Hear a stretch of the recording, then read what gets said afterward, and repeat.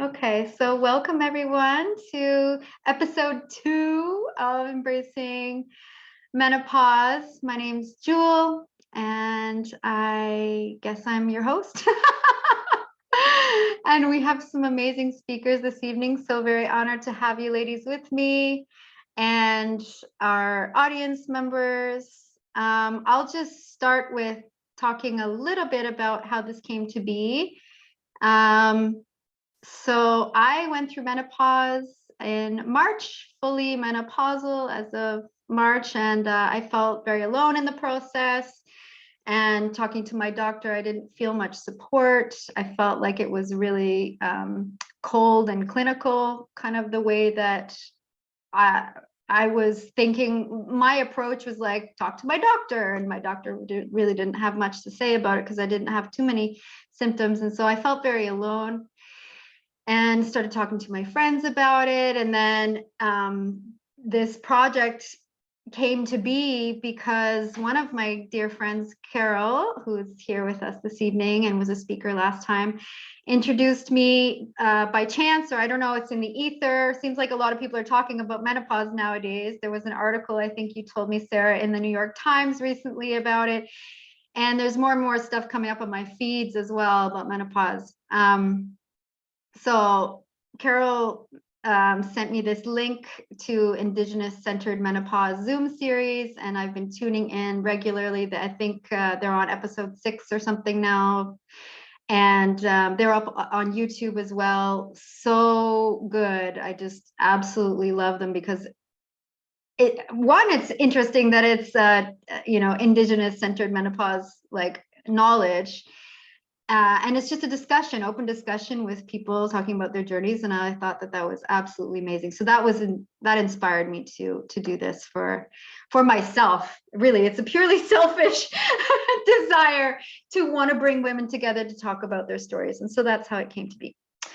And I'll shut up now. But before I do, I'll just talk a little bit about how it's going to go tonight. We're going to have 3 speakers. The first one will be Jeannine Riant, who will tell us about her journey. And then we'll have Dr. Sarah Baillie leading a discussion about hormones and how they affect the brain and shift our focus. And then we'll talk to Michelle about her crone ceremony, which I'm very curious about. And in between each, we'll have about a 2-minute break so we can go to the bathroom, get a drink of water, take our eyes off the screen for a second, stretch, whatever you need to do. Please just keep your cameras off, your microphones muted. And if you do have questions, feel free to put them in the chat as the speakers are speaking, and I'll keep track of them because I'll just keep an eye out. And then it depends, each speaker can address them then and there if they see them, if they wish, or we can talk about them at the end of each speaker's time. And so about 20 minutes each, and then at the end we'll just wrap it up. And if there are further questions that come up, reflections in that time, then we can also have a discussion at the end. Okay. So without further ado, I will give the floor to Jeannine. Thank you. Hello, hello. So I am Jeannine Riant. I am a francophone here in Nova Scotia from Clare. And I am living in Bedford, and a little bit of a brief bit about me is I used to be a teacher principal, but I quit that many years ago and I went into the energy work or energy world. And so I now have a studio here in the Bedford area that has been opened for a year, where I offer different modalities and retreats and workshops and drumming circles and sister circles and all kinds of things. And I love to bring women in their bodies and work with the body, because that's where we get to release and heal and move through our things instead of just more on a superficial space. We're really diving deep into the body. So that's the type of work in a nutshell that I like to do. And it's so interesting because I wasn't aware of much on my journey through menopause. And so I am very interested in hearing what these next two lovely ladies after me have to say. And I think there are many women in my sort of position out there. And it's been an interesting flow. So I had my period very early. I was in grade 6, and they were painful at the time, and sometimes would keep me home for a day at school. But then when I had children, it all went away. And I never even stopped to ask the questions why, or it was just like, oh, yay, my periods have come back, and there has been absolutely no pain for the rest of the journey to menopause. And I had my children around 28 and 30. And then at age 42, I was starting into the perimenopausal space very early, and I was a bit surprised. But again, I didn't ask too many questions because no one had ever told me or showed me or talked much about it. So the questions that I needed to ask, I didn't know what to ask. But I had started on my energy, sort of looking at myself journey prior to heading into menopause. The one thing I did have a conversation with my mother, and she had said, in our family, we have all moved through it very early. So 42, 43, in the 40s. And my cousin had started moving through it around age 38. So the one thing that I was told, whether it's true or not, I have no idea. But the one thing that I was told was that it is hereditary in the sense that usually it follows the matriarchal line. And so if you're all early, you'll most likely be early, but it also can get earlier as the generations come. So then I thought, okay, so now children, like not children, but women are having babies sometimes in their 35, 38, 39, 40, and more. And I'm like, oh my goodness, does that mean my children need to have, because I have 2 girls, right? So should my children be thinking about, maybe if I do want children, I need to have them by the age of 35, 36, 37.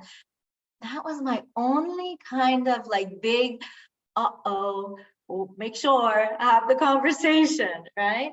Which was so fascinating to me as where I am now, because now I realize there's much more and many more questions to ask and move through. So to come back to when it started, I didn't have much of many symptoms. My periods were getting to be far and few between. It's my French, few and far between. And so I was in the space of really working on me, moving into the body, doing trainings on how to go dive deeper and heal the traumas of what was inside, etc. And at one point, another moment during the shift into when people would ask me, oh, you must have a lot of hot flashes. Oh, you must have a lot of, night sweats. And I'd be like, no, not really. I don't really have those. It's not intense. It's not a big thing for me. I did have some, but I also did a lot of work on me. And just around that time, I did a full physical sort of food body cleanse. And so no sugar, no dairy, no nothing. I was having yeast infections monthly for many, many years. And having gone to the naturopath, she, at that time, it was about that. It wasn't about much of anything else because it was not quite there yet. So we did a cleanse. And since then, I've never had a yeast infection. So I fully cleansed the body, but I was at a place where I was very toxic in my body.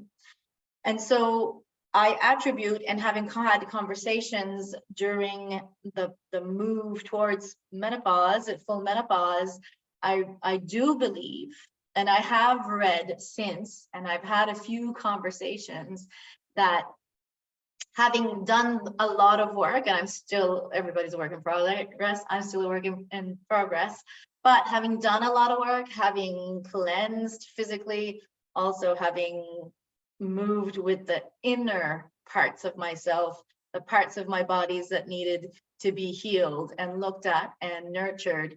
I really do believe that that was a space to walk into this with less symptoms. Am I a doctor? No. Do I know for this for sure? No. But I really truly feel that that was a part of how I was able to move in it with more ease. I didn't go to the doctor. I still am not on any supplements. I don't know if I should be on some and which ones I should be on. And if I'm talking, because we were asked to talk very candidly, because there are women out there who are probably in the same boat as me. I don't feel like I'm missing anything, but I don't know what it is I'm missing if I am missing something. So I'm in this confusion space, and it's not really confusion. I think it's more of unaware space, because I've never had anyone to sit down and have the conversation with, or I've never taken the time to say, hey, who really knows about menopause and what's the deal here? Because I haven't had to seek the help to, I need to move through this, or something's wrong, or it just has been a natural flow with ease. And so I've never even conjured up the idea that I should be asking more questions. So when I was asked to come and speak, I was like, this is so interesting. Why am I being asked to speak here? But I really feel there are many women like me. I feel there are many women who are aware. I feel there are many women who are in the in-between. And I feel that there are many women who just are moving through it without all the information. I did not have any kind of ceremony to walk me through it, to honor it, to do all those pieces, to have a conversation with my grandmother was alive then, my mother was alive. We never got together and had those conversations among the family, except the fact that yes, we were all early, and so you probably will be, and then tell your children that they have to make sure they have babies before they're 38. So that was kind of the whole thing. So I think my thought process in the last month, as I've been kind of, coming back to this conversation here and there, is, I have a lot of questions. Am I missing anything? Should I? And then I start to observe. And so, candidly, how is my libido? How are all those pieces? Are they flowing in a way that is normal? What is normal? How should it be flowing? So I'm speaking, but I have a lot of questions myself too. And I think it's important that as women, we see that this is real. This is where I'm at. And it's kind of an eye-opener. I've been doing talk to me about energy, talk to me about the whole process of connecting to the body and releasing trauma and moving through all the pieces and understanding your body and the sensations that happen in the body. But that whole piece on probably a big important piece of a woman, I have kind of surfaced over. And so I find it very interesting. And so I feel like, I don't know if there's a question that you'd like to ask me, Jule, to prompt me to sense into something else. But I mean, when we were chatting, just the four of us prior, I was like, this is my story and it's pretty simple, but. If you're speaking candidly, can I ask you? You mentioned, you touched on libido. What's going on with your libido? Not much. Okay. There's no desire, there's no desire. But if I am, with it in it, it works, it's there, but there's not a desire. There's not oh, it's making my head turn, or, that kind of thing. There's no I'm hungry for it. And I hear that. I hear some women, oh man, since I'm here, oof. For me, it's been the total opposite. Since I'm there, it's eh. Right? And has that changed, before menopause and after? Yeah. Yeah. Yeah. I've always been sexually active and it's fun and all the things. And then it was like, whatever. But again, when there's a partner that it's fun and exciting, it works. Mm. But the desire or the hunger or the wanting to is not there. Yeah. Yeah. And so again, is that something I should be seeking information? I think if you feel fine with it not being there, I think that it's okay that it's not there, as long as it's not causing you any problems. Yeah. With it not being there. Yeah. Yeah. You should only if you want it to change, I think. Right. But In I my think opinion. also as a single woman at this point in my life, and having been separated for 5 years, I'm just coming back around all of that process. And so now I'm curious. In the last probably 3 or 4 months, I'm like, okay. I think I'm like really super ready now. Like, so come on. You want to be ready. you want that to come back.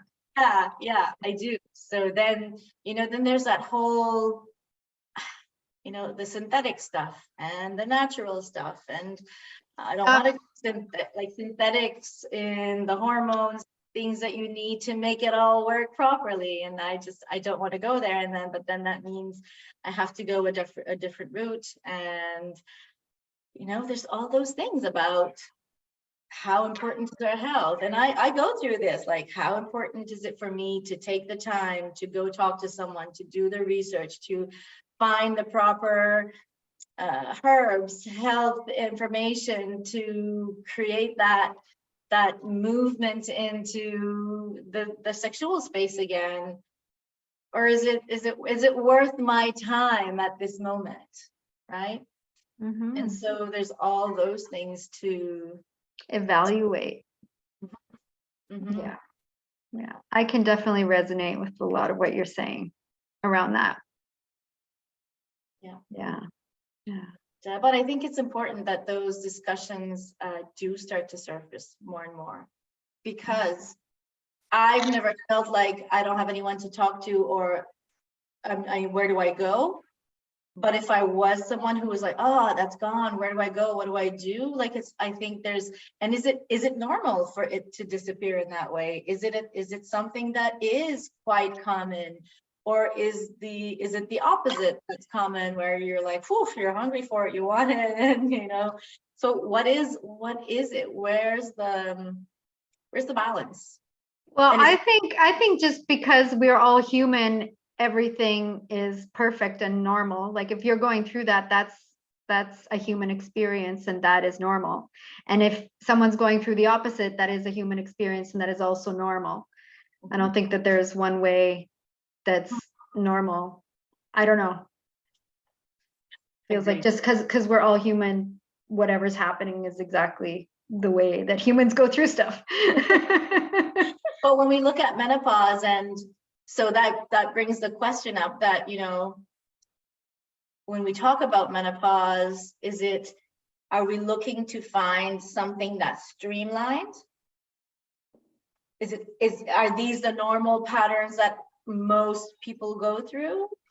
Or is it a completely different ballgame for, like, is it as different as? I think everybody has a very unique experience, I would imagine. What are their common threads, I guess? Yeah, and maybe Sarah would know. Maybe we can now hand it over to Sarah. Are you finished, Jeannine? Well, I feel like that's my story. Yeah. But I really do believe, for me, the big piece was the connection inwards, was really moving into the space of finding help. And that I did seek, finding help to clear whatever was in my headspace, whatever was in my heart space, whatever needed to be cleared from my childhood. Like, all those pieces to me were super important, and they happened just prior to it. And I really do attribute a smooth sailing through it with those pieces. Mm-hmm. Yeah. Wonderful. And I'm complete. Thank you, Jeannine. So at this point, you're perfectly like 15 minutes. Awesome. I guess what we'll do is we'll take a little break, and there haven't been any questions in the chat, but if anyone wants to write questions in the chat during this break, then we can, Jeannine maybe can address them when we come back after 2 minutes. Otherwise, we'll jump right in with Sarah's presentation. All right, so right now I'm just looking at my, it's 7:52, so we'll meet back at 7:54. Thank you, Jeannine. You are welcome. All right.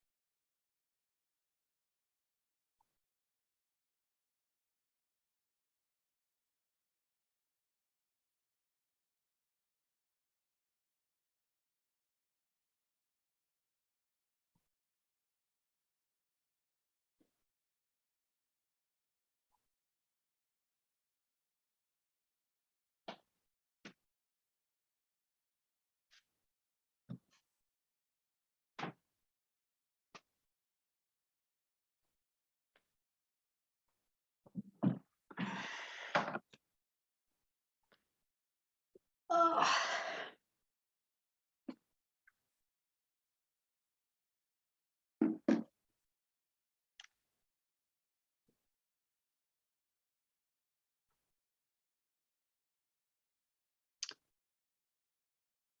So no questions so far.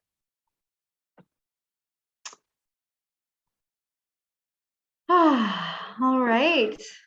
So now I'll give the floor to Sarah. Hi. Hello. Hi. So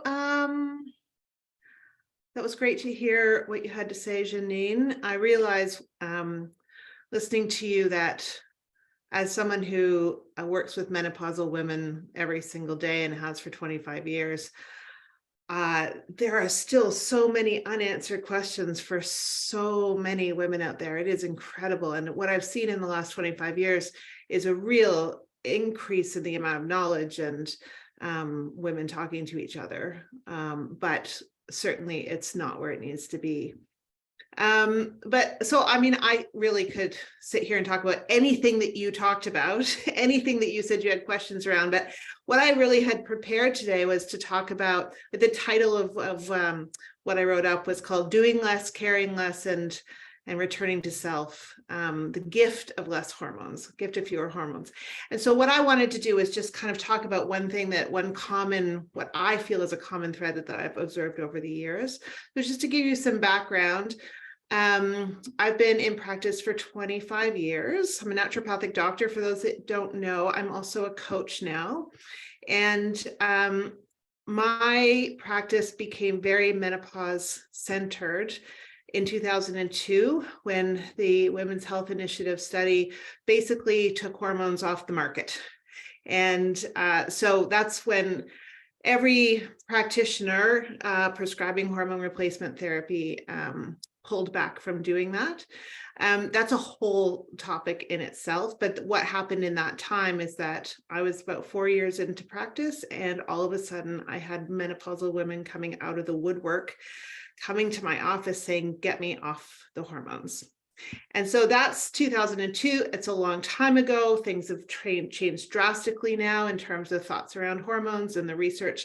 But I suddenly became I would have been 2000 to like 30-ish.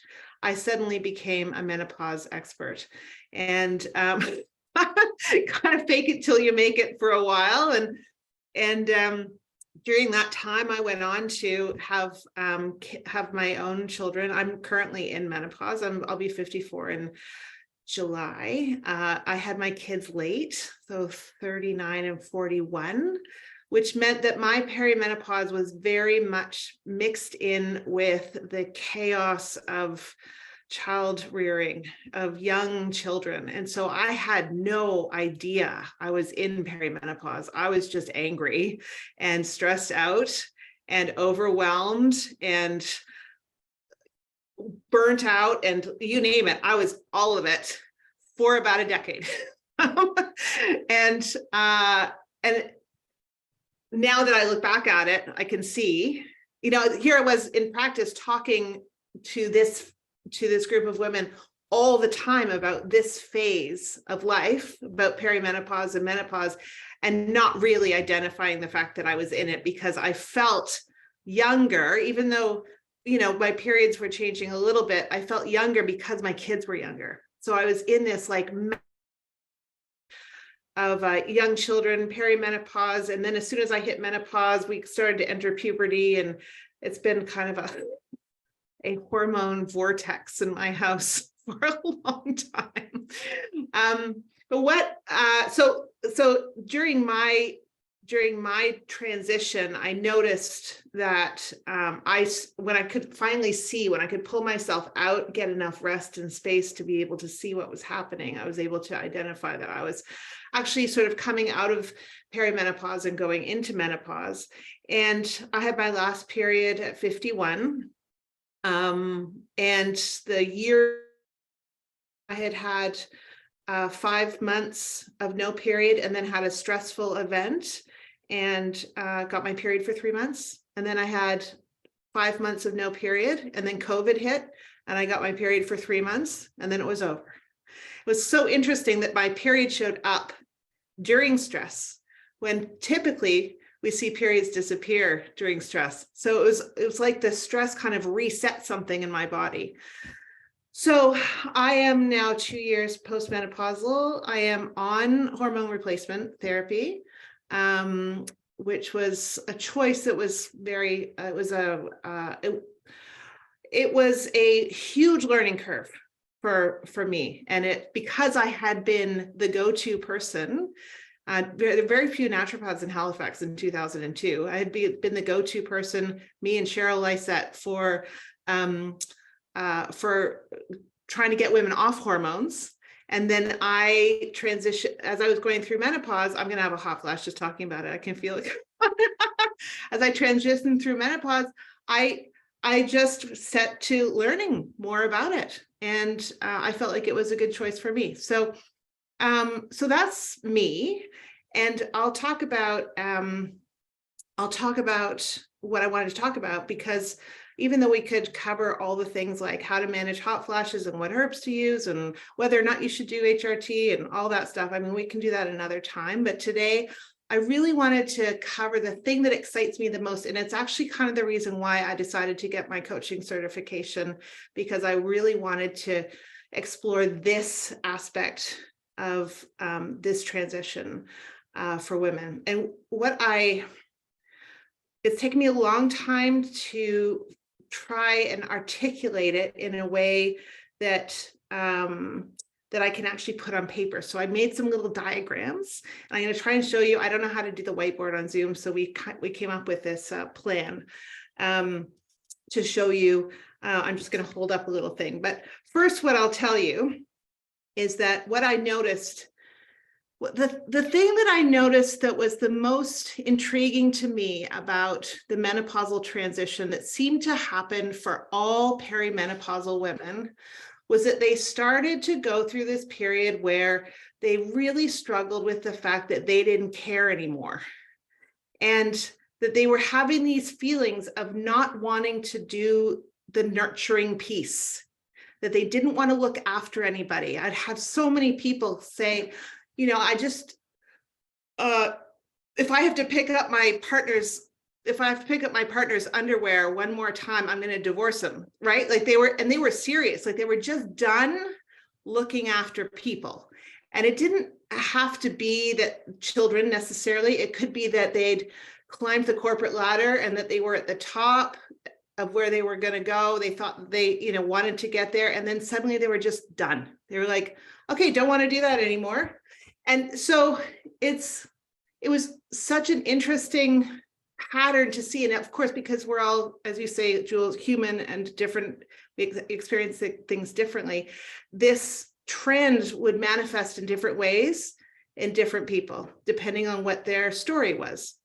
And so I'd see women who are feeling like they just don't want to, for example, I don't know, do the bake sale at their kids' school anymore. It's like they don't want to do that. And then I have other women who are saying, I can't be in this relationship anymore. Or it have women saying like, I'm not fulfilled in my job anymore. And there seemed to be this, we could call it midlife crisis, we could call it whatever, but it seemed to always occur at this perimenopausal juncture. And when you look at the studies on happiness over our lifetimes, women tend to hit the bottom of the U curve of happiness if happiness is up here and then the bottom is of a U is like the least amount of happiness around perimenopause, which is kind of interesting to me because I started to wonder, what is this thing that happens to women within this transition?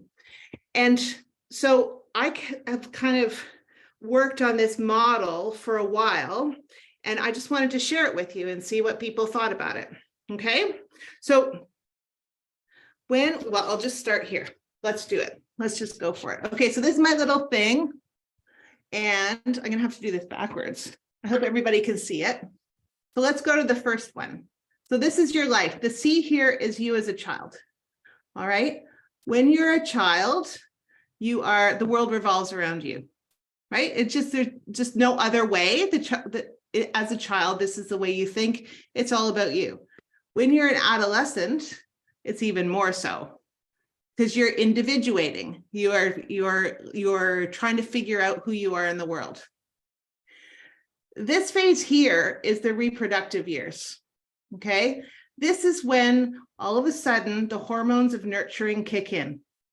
And when those hormones of nurturing kick in, all of a sudden it becomes about everybody else. And so the energy starts to go outwards. And that's a pretty long time, those reproductive years. And so even if we imagine that it's 20 years, 25 years, 20 to 25, that's a large chunk of your life where you are governed by hormones that are designed for you to nurture things, right? So it's a biological imperative that if a body is going to have children, that person needs to be able to look after them, right? Or else the species wouldn't survive. And so all of these hormones are present from a biological perspective so that you can actually look after things. And it doesn't matter whether or not you have children or not. Those hormones are there and they are providing you with resource to be able to do things externally, right? So this is a time when women create community, they create family, some create biological children, some create, roles in their community. So for example, volunteering things, like it's about kind of establishing external relationships. And a lot of our energy goes outward during that time.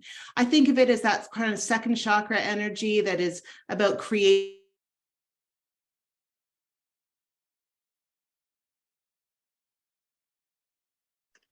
Sarah, Yeah. you froze there for about 5 seconds. Can you just repeat the very last sentence? Yeah, I was just talking about how it goes so all of our energy is going outward. It's kind of like the second chakra energy of creative energy going outward into the world. And then as we start to hit perimenopause, those hormones start to fluctuate and start to drop. And with that drop also comes a drop in that feeling of wanting to nurture things externally. and wanting to actually look after other people. And it's an absolutely normal biological process for you to be done. And I say to parents who are in the situation, for example, like me, where I'm much too old to have teenagers.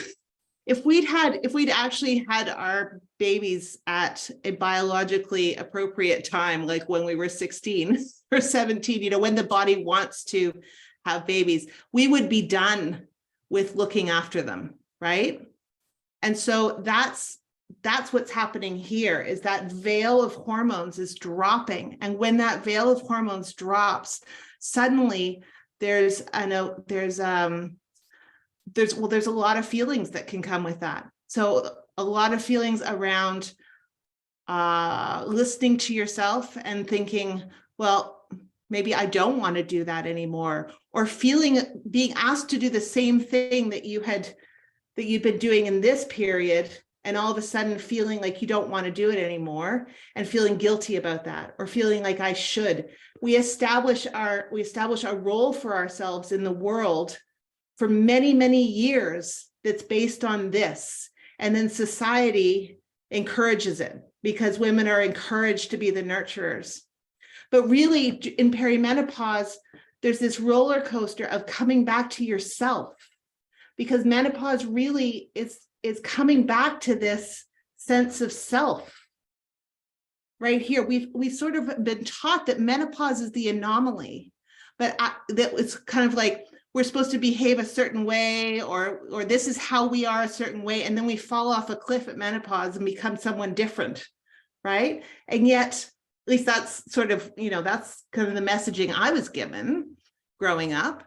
And yet where the anomaly is actually kind of in here. If you think about how, for a lot of your life, this is the essence of yourself. And during this period, you're generating energy outwards, and that here you're just coming back to yourself. And if you look at a man's trajectory, it's straight across. And I don't know how many of you have relationships with men where you can observe this, where there really isn't that sort of shift.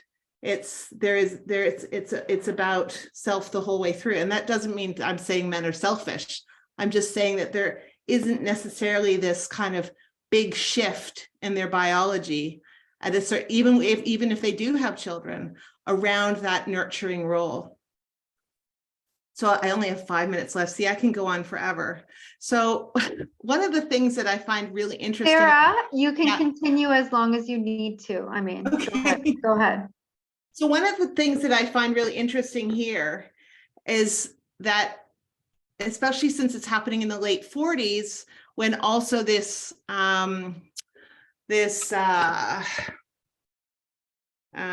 overwhelm is often happening in terms of like children's ages, work pressures, life changes, body change, and all this is happening at the same time. It can sometimes feel overwhelming to get a sense of what's actually happening in here and to actually be able to see it, as was happening with me.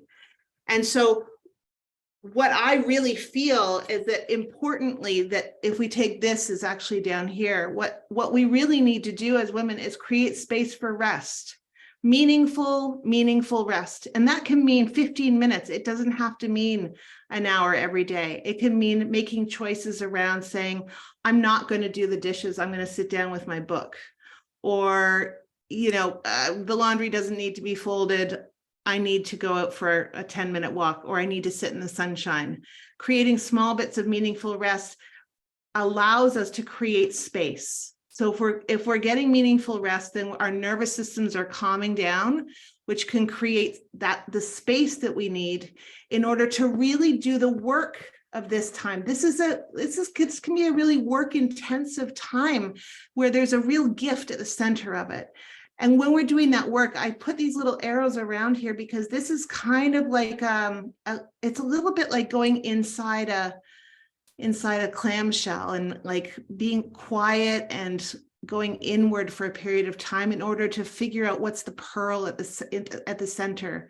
And in order to do that, you have to let go of things. And so I feel like this is like a centrifugal force, and it's kind of spinning around, and the things that aren't working for you anymore in your life you have an opportunity here to change them and to let go of them. And when you start to do that, then you find this essence that was you the whole way through. You find that again, and from there you can take action. From there you can actually say, okay, this is some of the change that I want to make, because this period of time is a real gift if we can get there.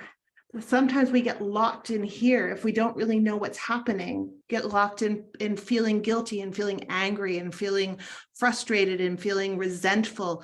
A lot of women feel resentful in this time because they don't understand that that their bodies don't want to do the same thing anymore, that they need to start setting some boundaries and getting rid of some of the things that are creating all the noise, and that they need to find that center again. And so this is it's kind of rough what I've got here, but it's really kind of the way that I feel. Like, as I said, I can usually help women with their hot flashes. I can sort out take the edge off some anxiety. I can do that, get them to sleep. But this stuff is the stuff that is really meaningful in terms of when we talk about embracing menopause. I think that in order to embrace menopause, you have to create the space to do this work. And also it's very helpful to know that work needs to be done. I think that's like even a step back. It's like, this is a time that can feel really frustrating and really despairing for some women, but it's actually a huge opportunity, because the hormones of nurturing kind of keep you in a little bit of a fog. You can just get shit done. You just don't even think about it. I just need to get shit done. And when that drops, it becomes clearer, the stuff that isn't serving you anymore. And so when I say like caring less, I'm actually kind of talking about caring differently. A lot of women are saying like, I don't have any more fucks to give, basically. Like, I don't care. But actually, it's not that all of a sudden, without this wave of nurturing hormones, you become uncaring. It's more that you're, first of all, starting to care for yourself more generally, and also that you can find the things that actually create fulfillment for you and actually drive you forward from your perspective, instead of from looking after the outside world. So when I say, how do we do this? That's a whole, that could be a whole other thing. But one of the things I ask women to do is start asking themselves, can I care less about something? Is it possible for me to even care less about whether or not there's a pile of dog hair in the corner of my living room? Is it more important actually that I sit down with a cup of tea? Can I care less about how much energy I'm putting into work? Perhaps I want to stay in my job, but I actually don't want to invest that much of myself anymore. Is it possible to hold it more lightly and to care less, or care differently, make different choices about how you're caring? And then the other thing is to really, especially if you're kind of perimenopausal, or if you haven't quite worked out that feeling of, I know what I want and I know what I don't want anymore. One of the things that you can do is is to start really listening to your reactions to things. So when you are asked to do something, to really listen to, instead of just saying, yeah, I'll do it. Yeah, sure. Put it on the list, is to really defer for a little bit, maybe say, I'll get back to you in a day, or I can't really answer that right now. And just really listen to the knowing inside, try and figure out for you whether or not this serves me right now. And there are some things that you'll have to do that aren't going to serve you. That's life. But if it is something that that you can actually make a choice around and create a boundary for yourself around, then you are creating space automatically, or you're creating that rest in that space so that you can then do that work of trying to get to that center. So as I said, like, I really could talk for hours, but that's what I wanted to share today, because I think that part is really important for women to understand, that it's very okay not to care, you know, to have that feeling of not caring. All right. So that's me. Wow. Oh, that diagram says it all. Really. Okay, good. So it makes sense that I'm testing it out on you guys. The diagram makes sense. It makes so much sense to see that, like, clearly, black and white. It really does. We've shared lines up with one of the Indigenous grandmothers sharing. We're stepping into a role, not necessarily making us the main caretakers anymore. It's a great time to quiet down and go within. Yeah, thank you. And I just want to say, like, Oh, exactly what you were saying, if you're asking if it resonates, it's exactly how I felt when I was doing the work on me. And I can see now, when you're explaining that, how I started doing the work prior, but I see women who now are coming to me in the studio, not just starting to do the work and in the menopause and in all the things. And so, yes, that inner work, that it starts even in the nurturing mode, but definitely I think is a pillar in the transition. Mm-hmm. Yeah. Yeah. And there are cultures where menopause isn't really, like, from a symptom perspective, women don't experience nearly as many symptoms. And often those cultures are cultures where the women as grandmothers, the women as menopausal women, are given an honor position in the family, and they are therefore looked after, for example, in Asian cultures, by the son's wives. You know, the son's wives take over the nurturing model for the family, and that they are the source of wisdom. You know, I often call perimenopause puberty with wisdom, because it's really about individuating again.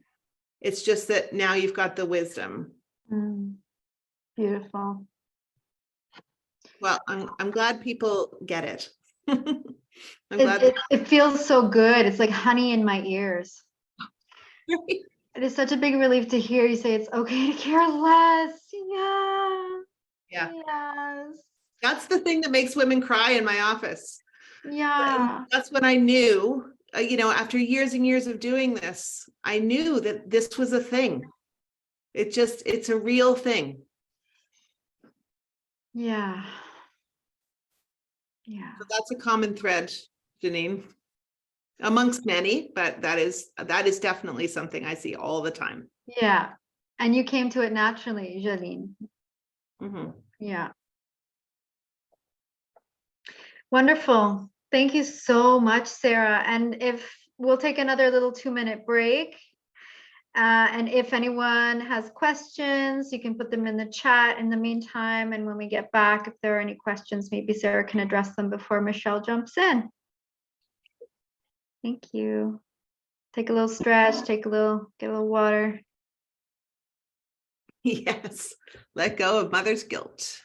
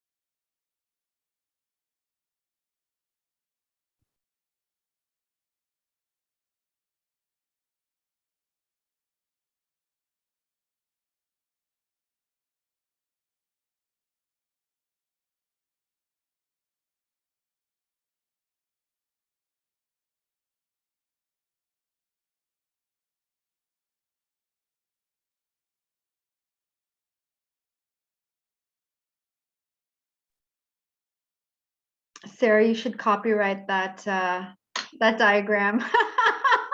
It's brilliant. Oh, I'm glad. It's been a long time in the making trying to, I'm a visual person, so. Oh, you're frozen. Sarah, you froze there for a few seconds. Okay. You said, you said you were a visual person? Oh yeah, I said I was a visual person. And so to try and like take all that thought and put it into something visual is, I'm visual in my head, but I'm not particularly good at translating it onto paper. I'm usually like drawing a bunch of scribbles for patients every day, but I think this is the beginning of a workable kind of model, I think. Mm. Oh, wow. Like I have found the end of wool in my knotted yarn ball. Oh, That's lovely. beautiful metaphor. All right. I saw a lot of nice comments. I don't know if you read them, Sarah. Maybe take a moment to receive that love by reading the chat. And I don't think there are any other questions for Sarah, so we can jump right in with Michelle. Thank you. Take it away, darling.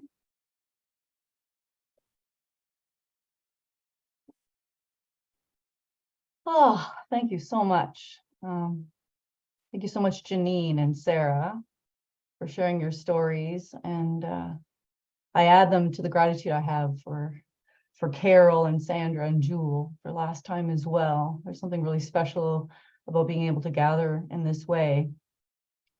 And I also want to like honor like all of us that are here, the individual and collective wisdom we all have. Bringing our questions and bringing what's happening to us, and knowing the truth and the wisdom we have inside us when we do stop and check in. And so I find there's always delicious alignment, and I know this is a good thing. So there's delicious alignment what Sarah shared and what has been shared in some of the other talks. If you haven't seen them, I suggest you go back to Jule's website and look at the other one. I want to acknowledge too all the lineages of mothers and grandmothers all the way back since the beginning. And I want to acknowledge that I'm sitting here on the homeland of the Métis, and that some of you are sitting on the homeland of the Mi'kmaq too. Because I feel that there's something around these threads and sacred connections that move through all of this, and that I feel it's present here as we talk about the grandmothers and we talk about the Indigenous women and their understanding, and as we talk about the different cultures and how we show up to be in this together and support each other in it. I am a crone. I'm 54 and I've been for now 4 years. And part of that process for me is this shedding. I'm in an older part of my life. And so I really kind of don't feel the need to talk very much about past credentials or anything. It kind of feels like talking about old lovers. It's sort of like there. And so, but to say the last 5 decades, I've been a scientist and researcher and a mystic a rememberer and a space holder, and someone who has served and hosted containers for authentic expression. And I think that captures pretty much most of my life, my service and my work, and how I like to do it. And starting off, what I would really love to do is, when I think of menopause, one of the things that stands out for me is this pause, the stopping. And I would love to stop for a moment.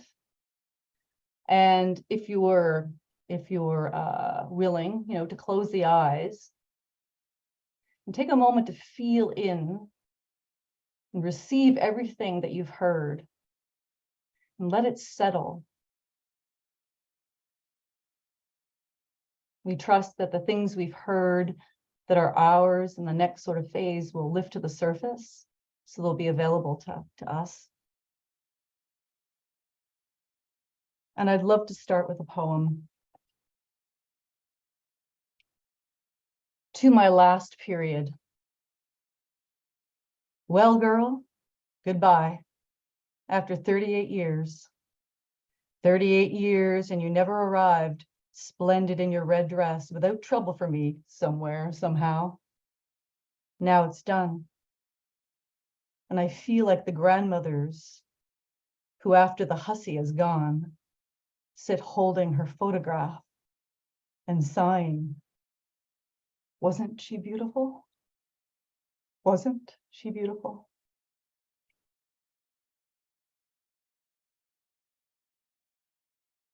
And that's a poem by the esteemed poet, African-American poet, Lucille Clifton.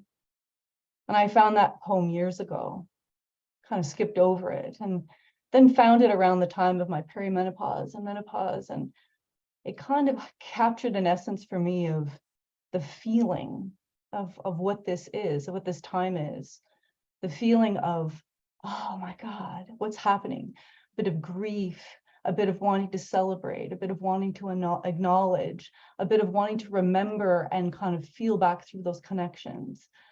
And so it's kind of what I want to do with a little bit of time here, is to kind of share a little bit about the process I've been in, a few reflections, some questions, and some meaning making that I like to do, as well as talk a little bit about the specifics, maybe some ideas about the crone crowning ceremony that I made for myself.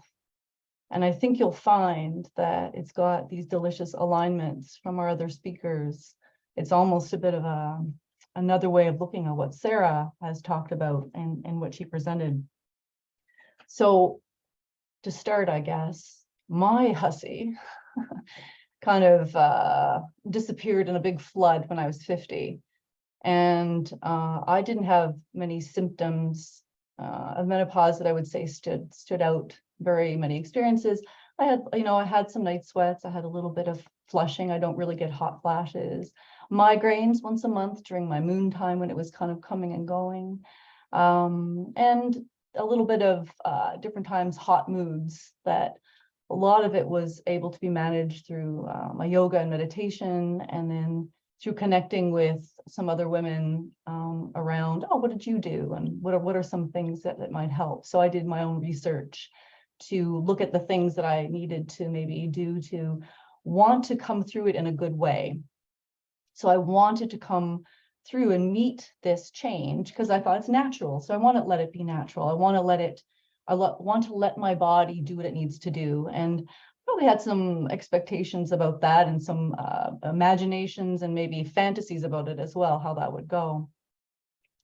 The biggest thing for me was the heavy periods. And when I mean heavy, I mean, I ended up with being 1 in 5 women or so that experience flooding. Now, if any of you have ever experienced flooding, it's like no diva cup, no pad, no anything can contain what happens when you stand up and basically there's a gush of blood. And in speaking with other women, speaking with my doctor, having some support from naturopaths who gave me herbs, and I've tried everything I could to see if I could naturally kind of slow down that flow. Nothing worked.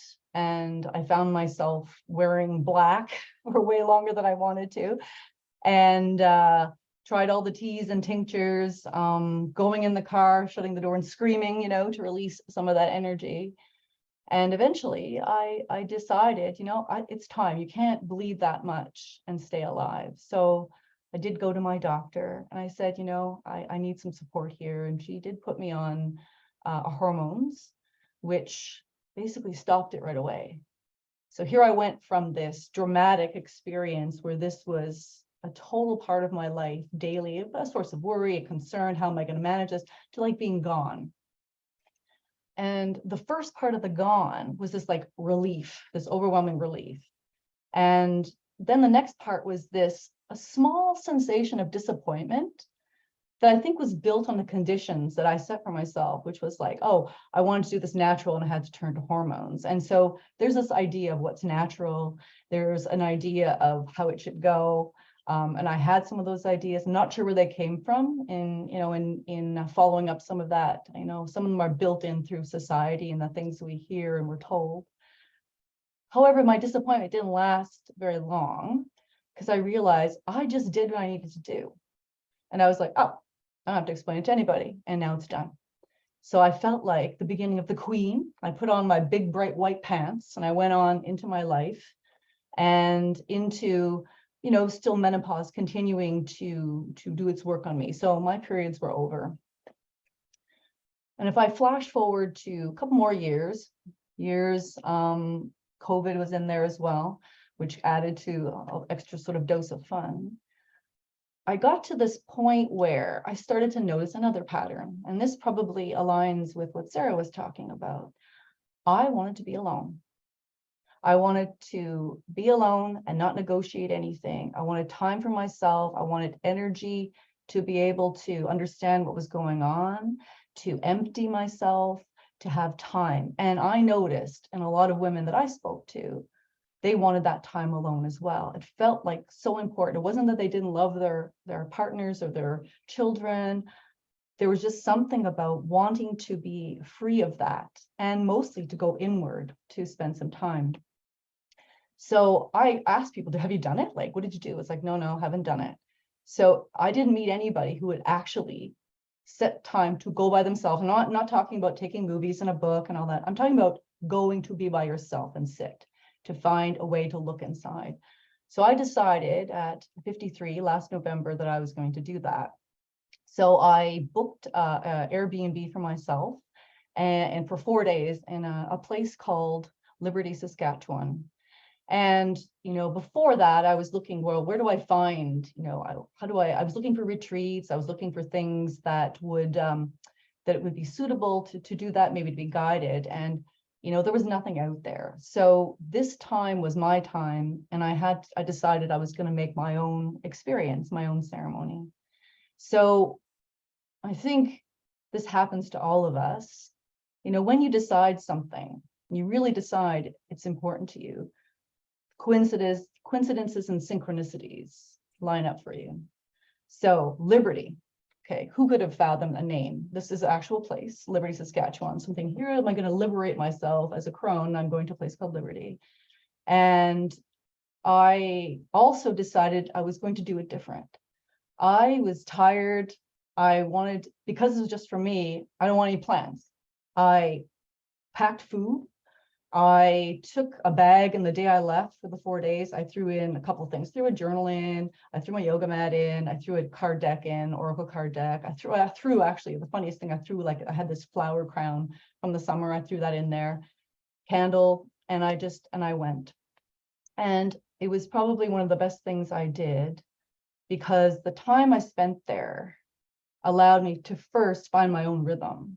I slept when I wanted, I ate when I wanted, I walked when I wanted, I read, I sat outside. It was cold in the winter in my parka, just sat outside with a cup of coffee in nature, and it was so quiet there. I went for walks. And the first day when I arrived, I went for a walk, and there were these footprints in the snow, and they were bigger than my hand. And as soon as I saw them, I knew they were wolf footprints. And I'm like, wolves in Saskatchewan, somewhere in the middle of nowhere, kind of bizarre. I just knew they were. So I thought, okay, there's wolves around here. Not going to stop me from walking. what it did was it invited me to pay attention. There's things that are happening here that you need to pay attention to.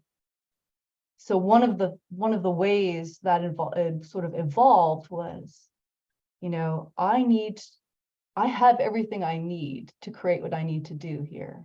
I need to give myself the time and space and not make the plan and let it unfold and trust it to unfold as it did. So what naturally unfolded for me during this ceremonial time was the model of maid and mother crone. It naturally, the first day, I found a CD set of the Vagina Monologues.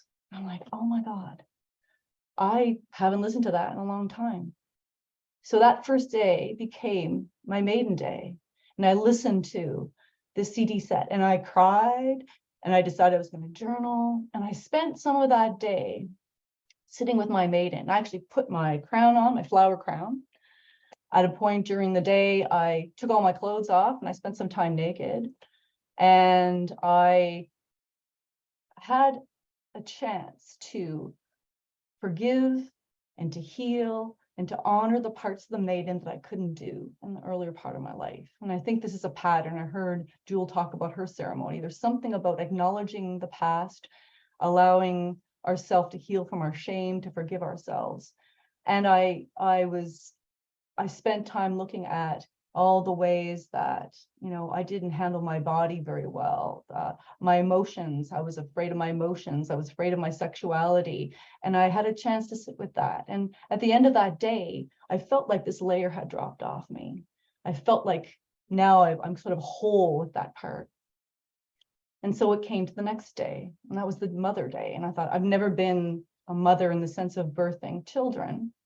Still had my crown on that day, my flower crown. And again, through some day, that was a day of a little bit of singing and drumming and journaling and movement. And I realized, you know, as a mother, I didn't honor my voice. I was afraid of my ferocity when it came to how I loved and how much I loved, how much time I dedicated to my work and service. And I needed to like honor that. And so I did. And what came to me was all of the children I birthed in all the creative time over my years. And I finally understood is, you know, I judged myself for how much time I spent at work, and other people made comments about it. And I realized, you know, I would never tell a mother, your child doesn't need you need to ignore them.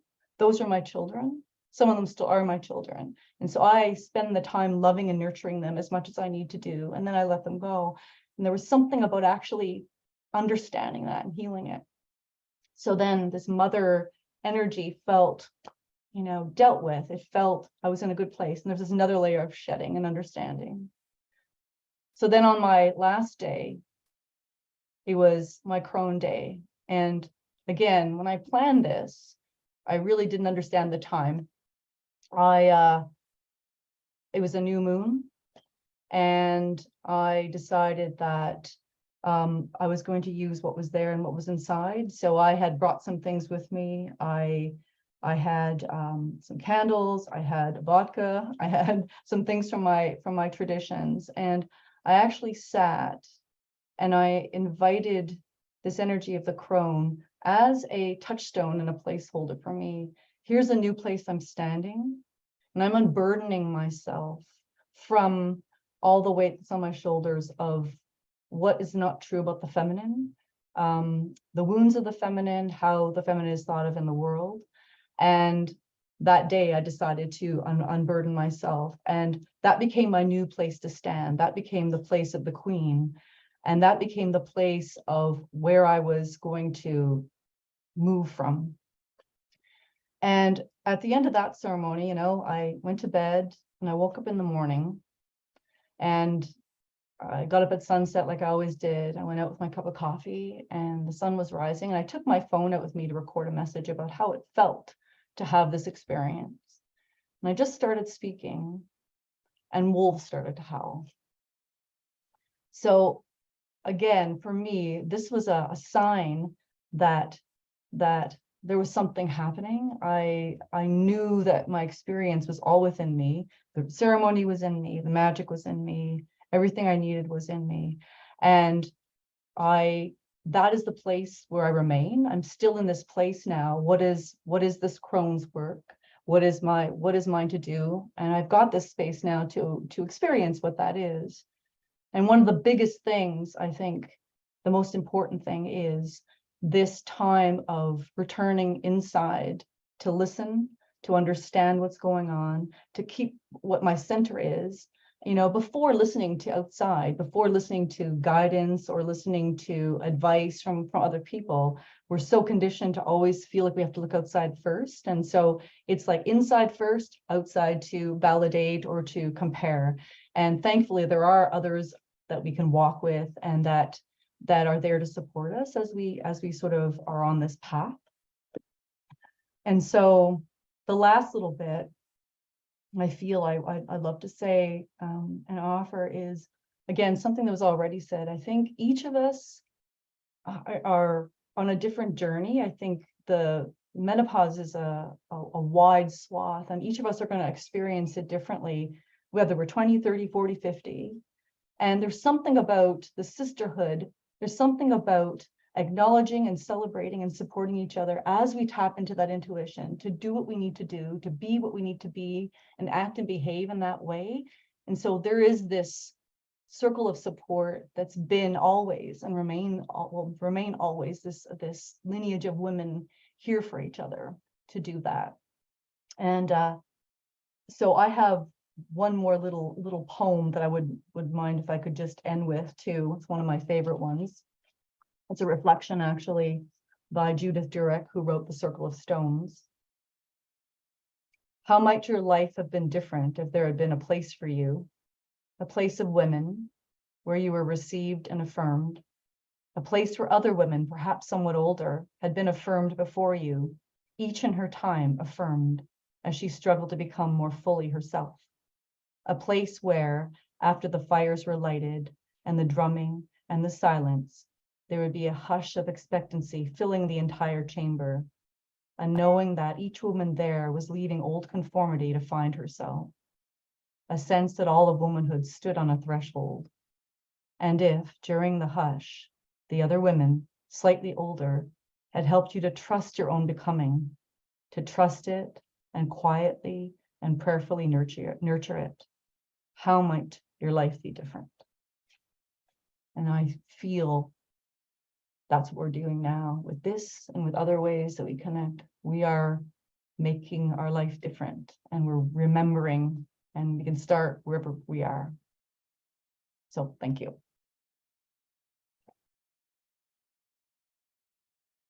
Beautiful. Wow. Oh. Thank you so much, Michelle.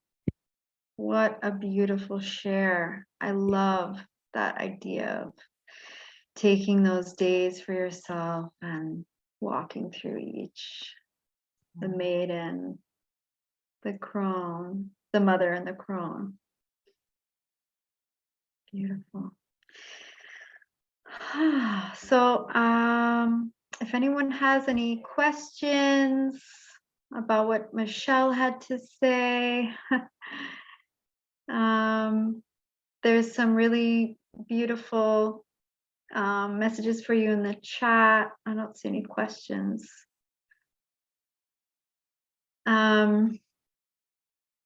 Wonderful. Wow.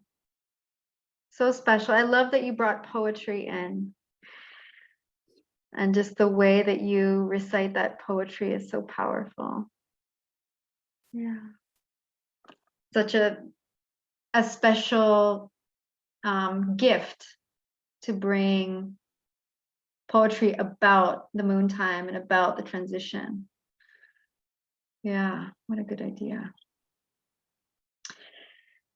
So if we don't have any other questions, I'll just wrap it up here by expressing my sincerest, heartfelt gratitude and appreciation for each of you women and all of the people who shared this space with us.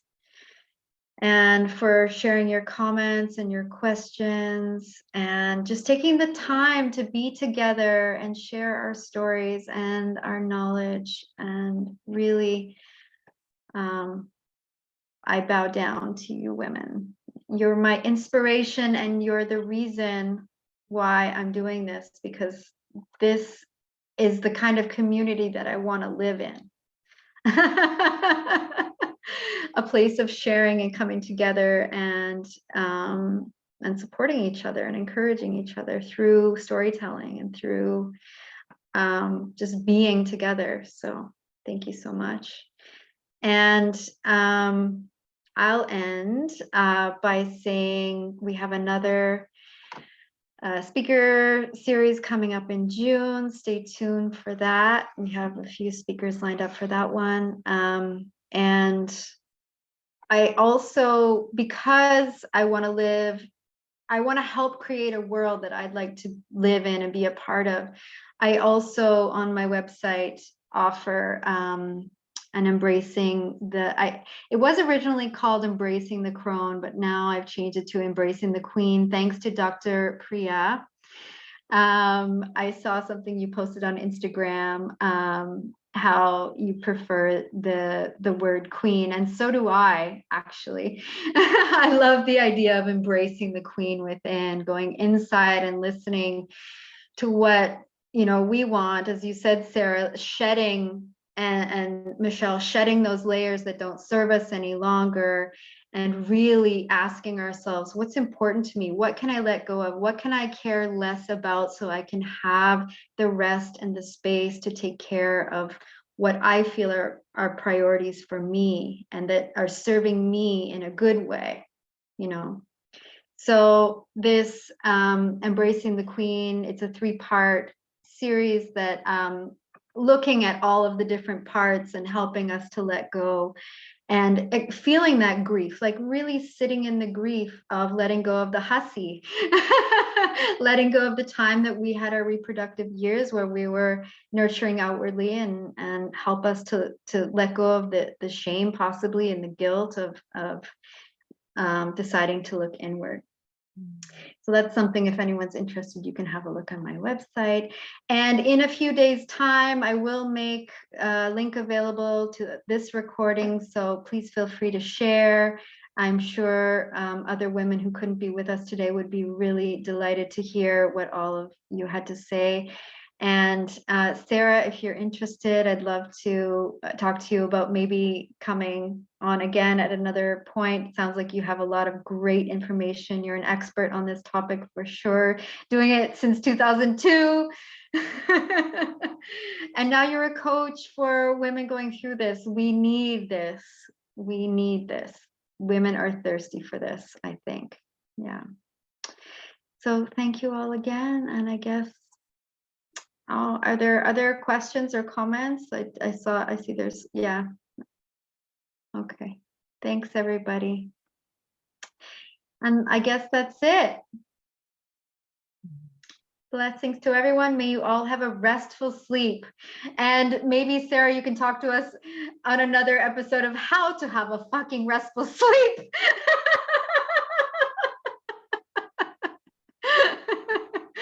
Boy, would I love to come back to a restful sleep. All right, I can do that. Thank you so much. Have a good night, everyone. Good night. Night. Thank you. Bye. Thank you. Good night.